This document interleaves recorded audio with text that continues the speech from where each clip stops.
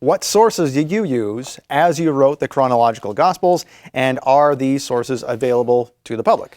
First of all, the first source is the King James Version of the Bible. This is my favorite version for English. It will always be my favorite version because it takes you right back to the original languages quicker than anything else, just because of all the research material that's been done. However, I always have with me, as you can see by the tattered look of this particular piece, this started out as a hard-covered book. This is my Greek interlinear text, and this gives me sources from about 6 or 7 sources if there's any significant variation between one Greek text and another.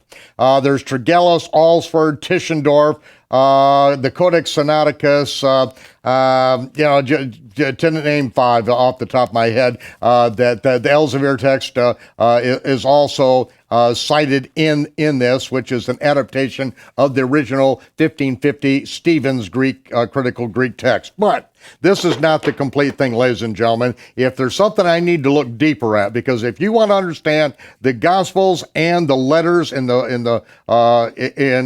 Shaul's letters, you have to have at least a working command of Greek, okay? And you have to understand how Greek relates to Hebrew, because it doesn't live in a world all by itself. And then finally we come to what I use, the Nestle-Aland Greek English New Testament. This particular version gives me access to over 5,000 extant Greek manuscripts, to where if there's any variation, then with the critical apparatus, I can go back, I can dig into it, I know exactly where to find these manuscripts, and that's why one of the ways that I found one of the manuscripts that go back to the early, before the 4th century text of John, where there was no John 6:4, that the words "and Passover, the feast of the Jews" had not been forged into the text until after Eusebius invented the ridiculous, completely nonsensical 3.5-year ministry in an attempt to understand, or an attempt to,